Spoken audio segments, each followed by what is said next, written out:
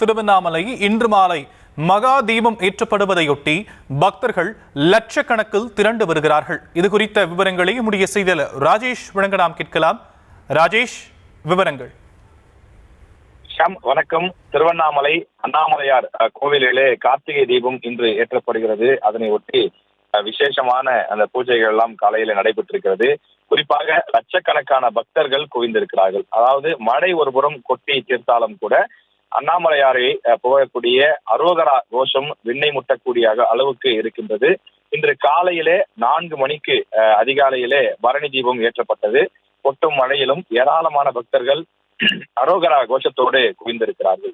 இந்த விழா இந்த ஆண்டின் கார்த்திகை தீப திருவிழா என்று அழைக்கப்படுகின்றது.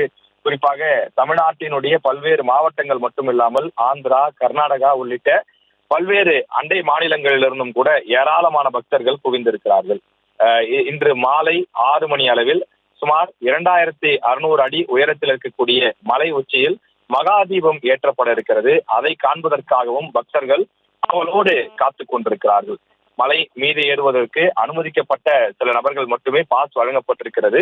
அவர்கள் மட்டுமே உரிய அந்த ஆய்வுக்கு பின்னர் மேலே மலை ஏறுவதற்கு அனுமதிக்கப்படுவார்கள் என்று தெரிவிக்கப்பட்டிருக்கிறது. கோயில் அண்ணாமலையார் சன்னதி கருவறை எதிரில் பரணி தீபம் இன்று காலை ஏற்றப்பட்டது. அதனை பார்ப்பதற்காக விடிய விடிய பக்தர்கள் காத்திருந்து அண்ணாமலையாரை வழிபட்டிருக்கிறார்கள்.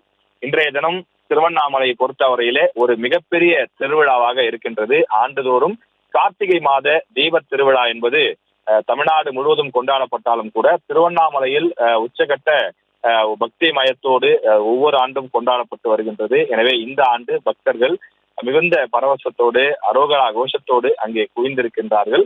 தொடர்ந்து நியூஸ் தமிழ் வாயிலாக இன்று முழுவதும் அது சம்பந்தப்பட்ட அனைத்து செய்திகளையும் ஒளிபரப்ப இருக்கிறோம். விவரங்களுக்கு நன்றி ராஜேஷ்.